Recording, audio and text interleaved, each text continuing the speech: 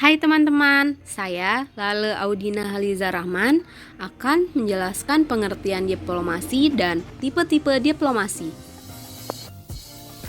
Diplomasi merupakan suatu kegiatan yang seringkali terjadi dan berkaitan erat hubungannya dengan politik luar negeri antara suatu negara dengan negara lainnya. Tapi sebenarnya, apa sih itu diplomasi? Jadi, diplomasi adalah kesediaan untuk saling memberi dan menerima guna mencapai saling pengertian antara dua negara, bilateral atau tiga negara, trilateral, bahkan banyak negara, multilateral. Jadi, dapat disimpulkan bahwa unsur utama dari diplomasi itu adalah negosiasi. Lanjut ke tipe-tipe diplomasi. Di sini ada diplomasi komersial, diplomasi demokratis, diplomasi totaliter, diplomasi melalui konferensi, diplomasi diam-diam, diplomasi preventif, dan diplomasi sumber daya. Kita ke pengertiannya.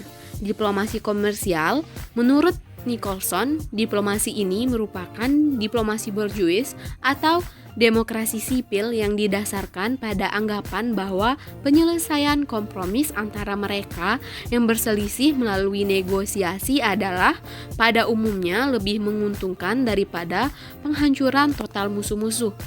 Aspek ekonomi dari diplomasi sekarang ini sedang memperoleh perhatian yang semakin besar. Pada saat ini, kekuatan suatu negara sebagian besar bergantung pada sumber daya ekonominya melalui diplomasi dan cara damai lainnya. Negara-negara kuat juga sering berusaha untuk memperluas pengaruhnya melalui penanganan tindakan-tindakan yang cerdik. Dari instrumen ekonomi ini, perdagangan adalah yang paling penting. Jadi intinya, diplomasi komersial atau diplomasi melalui ekonomi, yakni suatu diplomasi yang dilakukan dengan faktor-faktor ekonomi. Diplomasi demokratis, pada saat Perang Dunia I, negosiasi diplomatik sering dijadikan rahasia tidak hanya kepada masyarakat umum, tetapi juga kepada wakil-wakil terpilih. Hanya beberapa anggota pemerintah yang berpengaruh yang diberi penjelasan rinci terkait persetujuan tersebut. Akan tetapi, setelah muncul diplomasi terbuka atau diplomasi demokratis, muncul tuntutan yang kuat bahwa diplomasi harus dijalankan secara terus terang dan terbuka serta memperoleh pengawasan penuh dari publik. Prinsip-prinsip bentuk pemerintahan demokrasi meminta bahwa dalam urusan-urusan yang mempengaruhi kepentingan vital negara, maka publik harus tetap diberitahu mengenai tiap tahap negosiasi. Nicholson menerangkan teori dasar diplomasi demokratis sebagai berikut. Diplomat sebagai abdi negara bertanggung jawab kepada Menteri Luar Negeri, kemudian Menteri Luar Negeri sebagai anggota kabinet bertanggung jawab kepada mayoritas di parlemen, dan parlemen yang tiada lain sebagai majelis perwakilan bertanggung jawab terhadap kehendak rakyat yang daulat. Diplomasi totaliter, totalitarianisme modern muncul sesudah Perang Dunia I. Pertumbuhannya disebabkan oleh berbagai faktor, antara lain nasionalisme ekstrim, nasionalisme ekonomi, dan pertimbangan ideologis. Pertimbangan ideologis adalah yang paling vital dalam mengembangkan kecenderungan totaliter. Nasionalisme ekstrim berbicara berulang-ulang tentang pemujaan patriotisme dan loyalitas kepada negara berapapun harga pengorbanannya. Nasionalisme ekonomi berfungsi memperkuat kecenderungan kepada nasionalisme bila suatu pemerintahan menetapkan pengaturan kegiatan ekonomi sehari-hari rakyatnya. Rakyat menjadi terbiasa terhadap kehadiran pemerintah di bagian-bagian kehidupan, yang mana tadinya hal itu dianggap asing.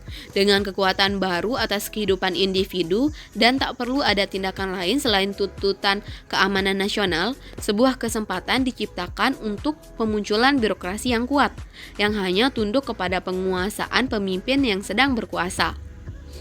Selanjutnya, diplomasi melalui konferensi. Diplomasi melalui konferensi secara bertahap muncul sejak awal abad ke-20. Konferensi Hagu pada tahun 1899 dan 1907 bisa dianggap oleh sebagian orang sebagai contoh awal diplomasi konferensi. Konferensi-konferensi ini dilakukan dengan tujuan khusus dan tidak dianggap sebagai hal yang umum atau reguler.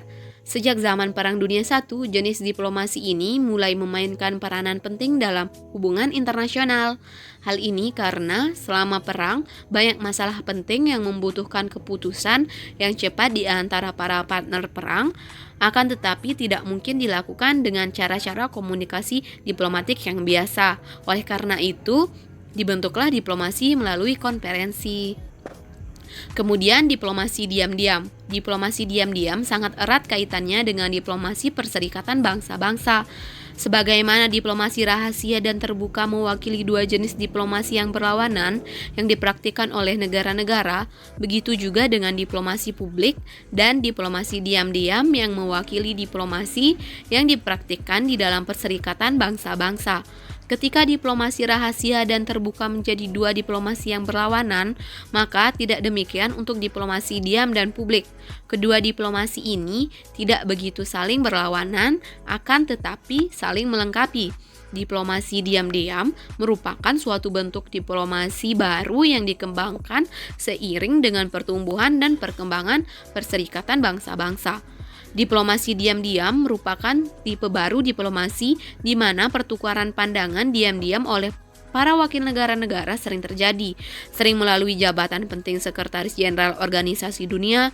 Sesungguhnya, tipe diplomasi ini hanya bisa subur dalam lingkungan badan dunia seperti Perserikatan Bangsa-Bangsa, di mana para wakil berbagai negara bisa berunding secara diam-diam, tetapi tidak perlu secara rahasia, baik secara bilateral maupun multilateral, di luar pandangan publik.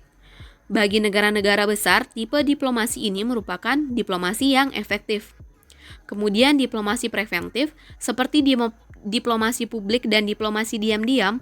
Diplomasi preventif juga tumbuh dari teknik-teknik baru diplomasi yang dikembangkan di Perserikatan Bangsa-Bangsa dikarenakan pada zaman sesudah Perang Dunia II, negara-negara yang baru saja merdeka dan negara-negara terbelakang lainnya melihat was-was terhadap peluang atau peluasan Perang Dingin dan kecenderungan hegemonistis kedua negara superpower. Bagi mereka, bahaya paling besar muncul dari kompetisi bipolar. Mereka takut terlibat ke dalam konflik negara-negara besar ini dan akhirnya menjadi negara satelit yang satu atau lainnya. Oleh karena itu, mereka berusaha mencari perlindungan di Perserikatan Bangsa-Bangsa dengan menggunakan diplomasi preventif, yaitu dengan menjaga perselisihan di dunia ketiga agar tetap bersifat lokal yang terpisah atau tidak terkait dengan situasi yang penuh dengan ancaman yang bisa memperluas perang dingin ke tanah mereka.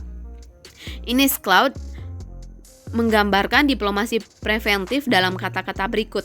Ia merupakan fungsi penetral untuk dijalankan sejauh mungkin oleh negara-negara yang sikap tidak memihaknya dalam perang dingin diimbangi oleh komitmen untuk membuat Perserikatan Bangsa-Bangsa sebagai penyeimbang hubungan internasional yang efektif dalam perang dingin.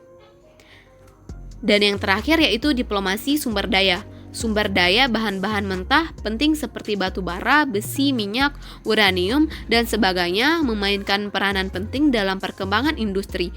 Bahan-bahan tersebut juga sangat mendukung pertambahan kekuatan suatu negara.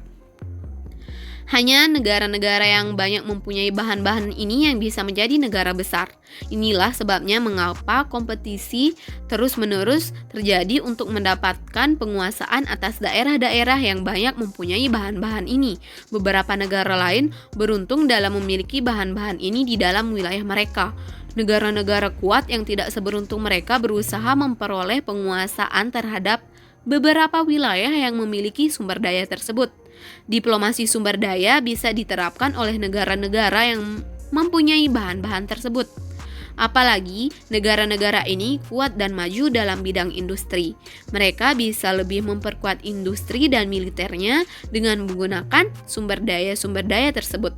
Untuk negara yang belum maju, mereka bisa berusaha untuk memperoleh keuntungan dari negara-negara industri yang membutuhkan bahan-bahan ini.